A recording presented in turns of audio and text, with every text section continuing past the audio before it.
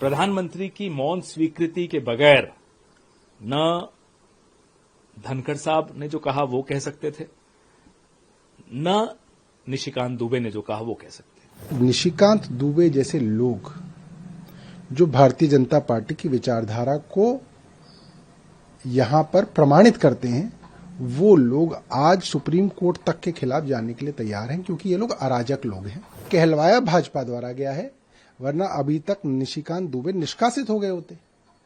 निष्कासित हो गए होते तो खबर ये चल रही होती कि निष्कासित हुए। अभी खबर क्या चल रही है कि निशिकांत दुबे ने ये बकवास की। सरेआम गालियां दी जा रही सुप्रीम कोर्ट सर्वोच्च न्यायालय को। भारतीय जनता पार्टी के इशारे पे ये हुआ है। मैं ये इल्जाम लगाता हूं, अगर नहीं हुआ होता तो इन दोनों के खिलाफ कार्रवाई हो गई होती। निशिकांत दुबे को ये कहना चाहिए कि यहाँ का संविधान फाड़ के फेंक दिया जाए, यहाँ की सुप्रीम कोर्ट बंद कर दिया जाए, यहाँ के सारे इंस्टीट्यूशन बंद कर दिए जाए। भारतीय जनता पार्टी के सांसदों की जो भाषा है वो निंदनीय है। समाजवादी पार्टी समझती कि देश की सबसे बड़ी अदालत को ऐसे सांसदों के बयानों का स्वतः संज्ञान लेना चाहिए, जिनसे देश का माहौल खराब होता है।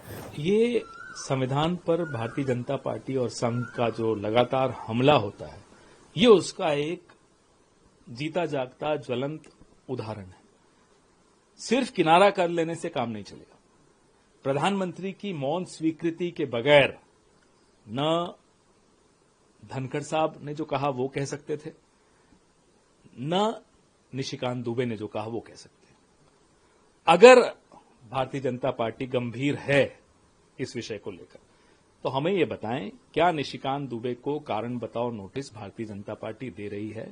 क्या एक्शन लिया जा रहा है उस पर? और अगर आप एक्शन नहीं ले रहे तो प्रधानमंत्री आपकी स्वीकृति के बगैर, एक सांसद छोड़िए, भारतीय जनता पार्टी का एक कार्यकर्ता मुंह खोल ही नहीं सकता।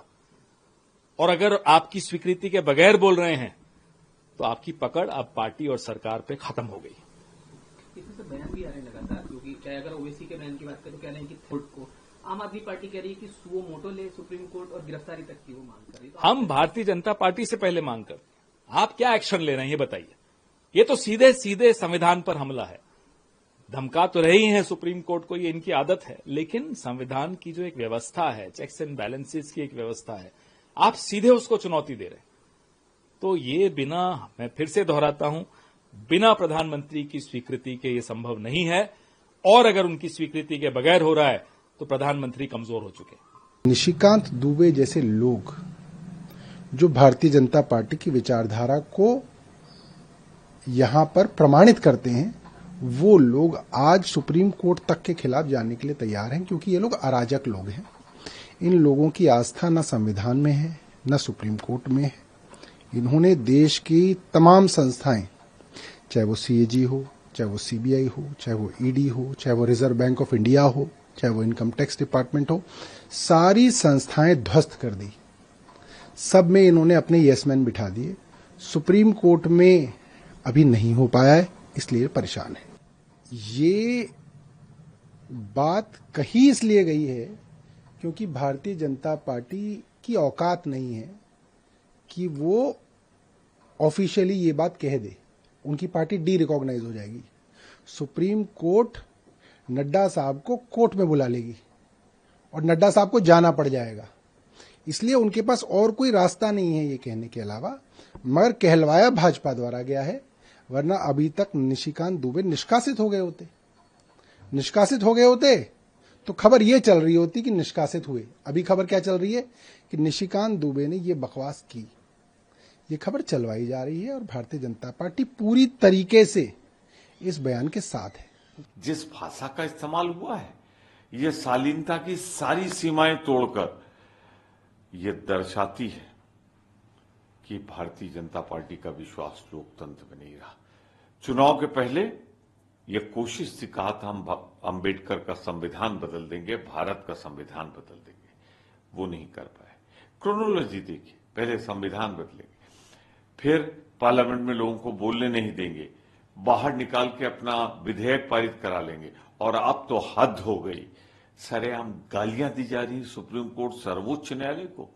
भारतीय जनता पार्टी के इशारे पे ये हुआ है। मैं ये इल्जाम लगाता हूं, अगर नहीं हुआ होता तो इन दोनों के खिलाफ कार्रवाई हो गई होती। तो कुल मिलाकर भारतीय जनता पार्टी लोकतंत्र खत्म करना चाहती है और हम सब लोकतंत्र के साथ हैं, भारत के संविधान के साथ हैं, अंतिम क्षण तक इस लड़ाई को जारी रखें। निशिकांत दुबे को यह कहना चाहिए कि यहाँ का संविधान फाड़ के फेंक दिया जाए, यहाँ की सुप्रीम कोर्ट बंद कर दिया जाए, यहाँ के सारे इंस्टीट्यूशन बंद कर दिए जाए। ये अनार्किस्ट लोग हैं जो चाहते हैं कि संविधान को हटा करके मनुवादी विचारधारा लाई जाए, हिटलर शाही लाई जाए। ऐसे लोगों के लिए हिंदुस्तान में कोई जगह नहीं है। और मैं बार बार इस बात को कह रहा हूं कि आप सिविल वार की धमकी दे करके देश को कमजोर नहीं कर सकते। हमारा राष्ट्र मजबूत है और निशिकांत दुबे जैसे लोग पैदा होते हैं, खत्म हो जाते हैं। पूरा देश और पूरे देश के लोग निशिकांत दुबे जैसे लोगों की कड़ी निंदा कर रहे हैं और मैं खुद बहुत कड़ी मजम्मत करता हूं ऐसे लोगों की, और ऐसे लोगों को समाज में रहने का कोई हक नहीं। भारतीय जनता पार्टी अपने सांसदों के माध्यम से देश की न्यायपालिका पे दबाव बनाना चाहती है और फिर उन बयानों से किनारा करने का दिखावा करती है। तो समाजवादी पार्टी समझती है कि देश में न्यायपालिका सर्वोपरि है। अगर कोई सरकार ये सोचती है कि वो न्यायपालिका से ऊपर है, वो संविधान से ऊपर है, कानून से ऊपर है, तो ये देश लोकतांत्रिक देश है। भारतीय जनता पार्टी के सांसदों की जो भाषा है वो निंदनीय है। समाजवादी पार्टी समझती कि देश की सबसे बड़ी अदालत को ऐसे सांसदों के बयानों का स्वतः संज्ञान लेना चाहिए जिनसे देश का माहौल खराब होता है। ऐसे बयान निंदनीय है। समाजवादी पार्टी ऐसे बयानों की निंदा करती है। देश की न्यायपालिका में देश को भरोसा है।